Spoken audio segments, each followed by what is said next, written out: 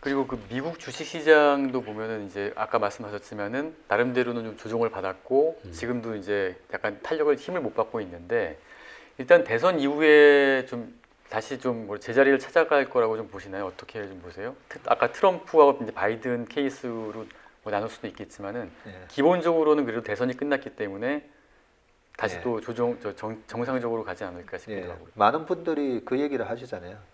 트럼프가 되든 바이든이 되든 경기 부양책은 쓴다. 네. 예. 그렇기 때문에 일단은 누가 되든 이제 다시 시장은 큰 불확실성이 이제 없어지기 때문에 예, 빠르게 이제 어떤 기업이 예, 이익 모멘텀이 가장 강할까.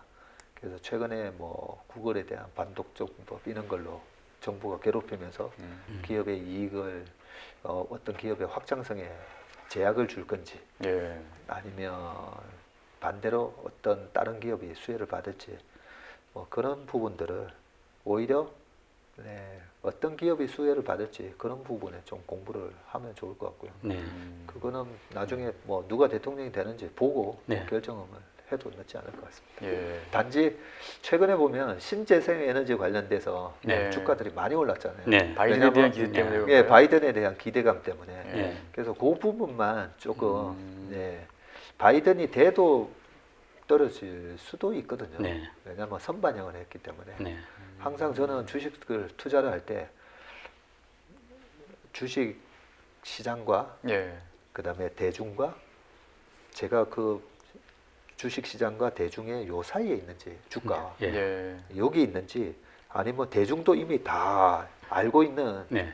걸 저도 좋게 보고 있는 건지 예. 항상 그게 중요하거든요. 네. 그래서 왜 주식이 어려운 이유가 아니 다 좋다는데 왜 떨어지지? 네. 다 좋다 하기 때문에 떨어지는 거예요. 아, 이미 아는 정보다. 이미 네. 알고 다 사놨기 때문에 예, 더 예. 살 사람이 없는 더 거예요. 살 사람이 예. 없으니까. 예, 주가는 한 명이 알다가 100명이 있다면 네. 이 회사가 그렇게 좋아 하면서 사면서 주가가 올라가는 거잖아요. 네. 많은 사람들이. 예. 예. 그런데 100명이 다 사잖아요. 예. 그러면 100명은 다 이 주식을 들고 있기 때문에 예. 다 좋다라고 얘기합니다. 예. 그럴 때 이제 더 사줄 사람이 없어서 안 올라가는 거거든요. 아. 예, 그런 측면에서 지금은 약간 신재생 에너지에 대해서는 조금 기대감이 예. 좀 앞서 있다라는 느낌은 드는데 예. 유럽이나 이쪽의 정책을 보면 이거는 친환경은 그냥 앞으로 쭉 가는 정책이잖아요. 네. 그렇죠. 예, 그래서 이 정책이 이걸로 뭐 바이든이 되든 트럼프가 되든 끝하고 뭐 없어질 정책은 아닌데 네. 예. 단지 단기적으로 보면 조금 선반영은 됐다. 네. 예, 좀 그렇게 보고 약간 조심하셨다가 네. 예. 이 결과를 보고 다시 사셔도 되지 않을까. 우리나라하고 똑같이 이제 미국 증시도 그 아까 말씀하셨던 뭐 팡이라든가 테슬라라든가 일부 종목들이 이제 전체를 끌어올렸잖아요. 예, 근데 마찬가지로 그렇다면 미국도 그 종목들이 너무 많이 올랐기 때문에 거기는 이제 좀 약간 숨고르기를 하고 이제는 경기가 회복되고 하면은 나머지 종목들을 봐야겠군요. 예, 그래서 지금은요 그런 성장을 그동안 이끌었던 그 종목에 집중 투자를 했다면 네. 소위 말하는 바벨 전략이라고 하잖아요. 예, 바벨을 양쪽으로 이렇게 달아놓듯이. 그래서 지금은 이 소위 말하는 컨택 주식을 네. 이 가격 굉장히 매력적인 가격에 와 있거든요. 음. 예, 컨택 주식들도 좀 사놓을 필요가 있습니다. 그러면 워런 버핏에서 델타 에어라인, 웰스파고은행 예. 이런 거 다 손절했었잖아요. 예. 네. 실질적으로 델타 에어라인은 그때부터 한 40% 올라 있고요. 웰스파고는 3월 저점을 깼습니다. 예. 왜냐하면 은행은 같은 경우에는 예. 그 대출이 웰스파고는 커머셜 뱅크잖아요. 예. 예, 일반 상호은행이기 때문에 소상공인들한테 개인들한테 대출이 많이 나가 있고 이런 코로나 위기를 겪으면 아무래도 망하는 그런 차이가 있고. 예, 그래서 빌려준 대출금을 못 받는 경우가 많아지다 보니까 이런 금융 위기가 오면 가장 늦게 오르는 주식이 바로 은행주입니다. 네. 실제적으로 데미지가 엄청 크거든요. 네. 예, 그런 차원에서 예. 컨택 주식 중에서도 바로 이제 셧다운을 이렇게 딱 열어줬을 때 뭐 월트 디즈니나 뭐 이런 디즈니랜드는 막 사람들이 못 가다가 막 가겠죠, 그죠? 네. 네. 또 카지노 같은 경우에도 꾹 참았다가 카지노 개장해서 하면서 갈 거 아닙니까? 네, 그죠? 네. 그런 업체들이 아마 먼저 돌아설 거고요. 네.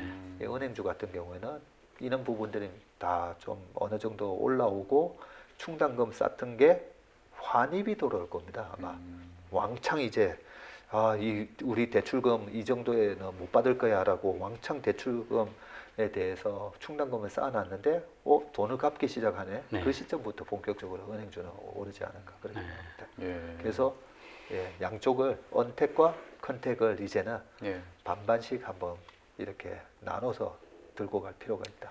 그 말씀 이제 대선 이후 내년 주식 미국 시장을 보는 것 같은데 아까 말씀대로 이런 뭐 빵이라든지 그때 빅테크 기업들이 지금까지는 뭐 멀티플이 워낙 좋았지 않습니까? 근데 이제 상대적으로 이런 전통 산업주, 경기 민감주가 떠오르다 보면은 이쪽이 그렇지 않아도 지금 버블이 있니 없니 하고 있는 상황에서 멀티플이 빠지면서 좀 조정이 올 수도 있지 않겠느냐 는 생각이 들거든요. 예, 실제로 지금 조정이 오고 있고요. 네, 테슬라가 이번 고점 대비해서 30% 빠졌었습니다. 9월달에. 네, 예, 그래서 이렇게 그 멀티플이 높아진 이런 기업은 아무리 테슬라의 장기적인 성장성이 좋아 보여도 네, 이렇게 왔다 갔다 하는 게 주식의 속성이고요. 네, 그래서 저희는 지금은 그 한국의 빅세븐, 그 다음에 미국의 그런 이번에 빵 주식이나 그런 언택의 대장주들은 네, 철저하게 고점 대비 얼마 빠졌나를 보고 고점 대비 15%에서 30% 구간에서 저희 신규 고객들 같은 경우는 그 구간에서 이제 매수를 들어가지 지난 5월, 6월, 7월까지만 하더라도 그냥 매도가에 막 샀거든요. 네.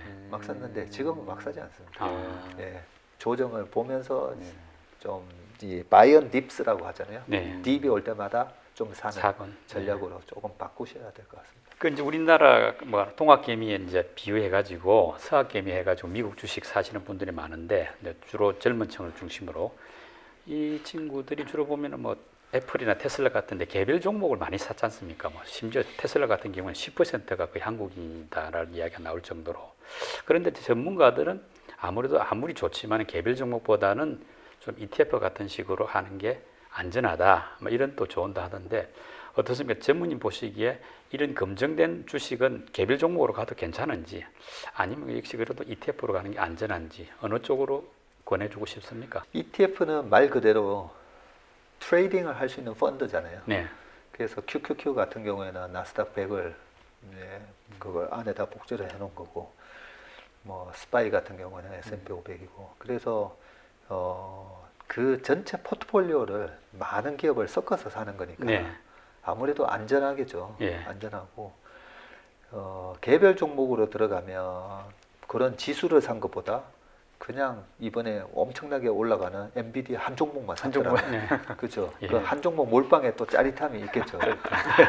근데 그 한 종목 몰빵의 짜릿함을 느끼시려면 주식에 대해서 어느 정도 공부해요. 많은 공부가 돼 있고 그런 기업을 내가 잘못 봤다고 생각했을 때 네. 어떻게 리스크 관리를 할 수 있는지에 대한 네, 그런 정도까지 다 되어 있는 분들이 네, 이렇게 한 종목 몰빵이나 집중 투자를 하시는 게 맞는 것 같고요. 네, 네. 그러지 않은 분들인 경우에는 가장 안전한 방법은 그냥 시장을 사는 거니까 네. 그 중에서도 미국은 아주 구분이 잘 돼 있어서 네. S&P 500 같은 경우에는 미국을 대표하는 500개 기업이라고 보면 되는 네. 거고 그죠?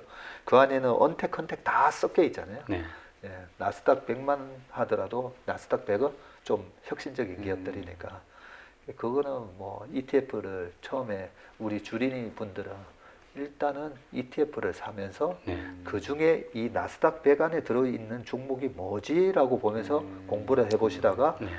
나는 이 종목 비중을 늘려야 되겠네 하면서 네. 이 ETF 플러스 알파 종목을 하나 둘씩 늘려가는 네. 그런 투자 전략이 좋으실 것 같습니다. 그 지금 중국이 유일하게 그 주요국 중에서 경제 성장률이 플러스가 되고 있고 지금 3분기에도 굉장히 실적이 좋게 나오고 네. 있거든요. 그다음에 그 위엔화도 지금 계속 절상이 되고 있고 가치가 네. 지금 계속 오르고 있지 않습니까? 네. 그렇다면은 중국 주식 시장에서 봤을 때는 굉장히 반영이 돼야 되는데 지금 봤을 때는 아직도 상하이도 그렇고 뭐 신천도 그렇고 별로 그게 반영이 그렇게 되고 있는 그런 내용은 아니거든요. 어떻게 보십니까? 왜 이렇죠? 굉장히 중요한 질문을 하셨는데요.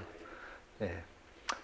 우리나라가 1980년대, 90년대 이래 겪어오면서 많은 기업들이 없어졌잖아요. 네. 예. 그렇죠. 예. 정치적인 이유로도 없어진 기업들도 있었고요. 음. 1970년대, 80년대. 그리고 최근에 보면 그때 당시에 우리 기업들 자체도 투명하지 못한 게 너무 많았잖아요. 네. 근데 뭐 우리나라의 뿐만 아니라 20, 30년 전에는 미국의 엔론이라는 네. 엄청난 거대한 기업이 회계 부정으로 예. 없어지기도 하고 예. 그래서 얼마나 투명한가 네. 네, 이 부분도 굉장히 중요하거든요. 네. 그래서 미국 시장이 소위 말하는 그 멀티플이 높은 것도 네. 투명한 거에 대한 프리미엄을 주는 겁니다. 네. 그렇죠. 우리가 살기 좋은 동네 아파트 가격이 비싼 것처럼. 네. 네. 그러면 좀 전에 미국 주식은 그 시장을 사는 ETF를 사셔도 된다 했잖아요. 네. 네. 근데 중국의 인덱스에 투자를 했다라고 생각을 해보면 네. 그 중국 기업 전체의 투명성이라든지 네. 정치적인 영향이라든지 네. 이런 거 봤을 때 미국의 기업들의 ETF라 중국 기업의 인덱스를 추종하는 ETF라 저는 반대의 개념으로 접근을 해야 된다고 생각합니다. 아, 네. 오히려 개별 종목을 봐라. 예. 네. 그래서 중국 기업은 투자를 하실 때 어. 중국의 인덱스를 추종하는 ETF들이 있거든요. 네. 네. 그 ETF를 사는 거는 마치 1990년대나 뭐 80년대나 어떤 그런 페드의 여러 가지 정책 때문에 우리 인덱스가 확 오를 때도 있었지만 네. 오랫동안 아니 경제 성장률이 매년 10% 12%씩 올랐는데 그러니까. 왜 지수는 이렇게 못 올랐지? 네. 이런 게 있잖아요. 예. 예. 그래서 철저하게 중국은 골라서 사야 됩니다. 아. 골라서 사야 되고 그래서 저희 회사에는 중국 직원이 2명이나 있습니다. 네. 예, 그래서 그런 중국 직원을 통해서 저희도 검증을 해보고 네. 그 중국 직원이 직접 그 회사에도 중국말로 전화도 해보고 네. 그렇게 해서 리서치를 하면서 사야 되는데 약간 이제 그런 거는 있을 수는 있습니다. 중국 기업들 보면 국영 기업이었다가 이제 IPO를 한 기업들이 많잖아요. 네. 그래서 저 회사는 공중분해될 염려는 없어라는 네. 예, 그런 기업들 중에 그 섹터의 넘버원 기업들이 있어요. 네. 예, 그런 기업들은 저희는 좀 안전하다고 봅니다. 음. 예, 왜냐하면 지분이 국영 그렇죠. 나라가 갖고 예, 있는 예, 부분이기 때문에 예. 결국 중국은 성장하는 나라니까 그래도 보면은 미래가 밝지 않겠느냐 하는 이런 기대감들은 있는 것 같거든요. 네. 어떻습니까? 저 전문님 보시기에 중국 시장에 대한 어떤 매력도 엄청 이건- 매력적입니다. 어떤 점에서 예, 그리 보여요? 어떤 점에서 매력적이냐면요. 네. 미국 시장을 보면 우리의 미래가 보이잖아요. 네. 야, 그래 자율주행을 통해서 음. 이제는 차 안에서 자율주행 맞춰놓고 네. 책 보거나 눈 좀 붙일 수도 있나 이런 게 보이잖아요. 네. 네. 그래서 제가 헐리우드 영화에 보면 멜로 영화보다는 미래 영화를 되게 좋아합니다. 우리의 미래를 보여주기 때문에 그래서 좋아하는데 중국을 보면 우리의 과거가 보이거든요. 우리의 과거가 보이고 야, 또 중국은 14억 인구의 어마어마한 소비 시장을 갖고 있잖아요. 네. 그래서 중국 기업을 보면 미국 기업이 또 막 이렇게 오버랩되는 기업들이 보여요. 네. 야, 저런 회사는 중국의 애플 같은 기업이 되려나? 예, 중국의 테슬라인가? 네. 뭐 이런 기업도 있고 네. 한국의 오뚜기 같은 기업인가? 네. 예, 막 이런 기업들이 보이면 막 가슴 설레이는 거죠. 네. 예, 왜냐하면 우리가 네. 지나왔던 길을 그 기업이 앞으로 따라올 따라올 것이니까. 거니까. 어찌 보면 답을 미리 보고 사는 느낌이니까. 그러네. 그래서 1990년도에 우리 네. 존리 대표님이 스커드 투자 거기서 자산운용에서 우리나라 주식들 막 사신 얘기 많이 하시잖아요. 네. 미국 역사로 보면 우리나라는 과거였잖아요. 미국의 과거니까 네. 예. 굉장히 쉬웠던 거죠. 맞아요. 예, 예. 그런 것처럼 우리가 중국에서 투자를 해서 우리의 과거를 보면서 뭐 10배, 20배 이런 종목들을 막 발굴을 할 수 있지 않을까 해서 네. 저희는 중국 시장 되게 좋게 보고요. 저희한테 한 110억 정도 맡긴 연기금 재단이 한 군데 계신데 거기다가도 한 달 전에 이제 중국 주식을 같이 좀 해봅시다 해서 네. 그래서 저희가 50억이라는 자금을 받아서 이제 투자를 곧 다음 달부터 들어가거든요. 굉장히 좋게 보고 있습니다. 네.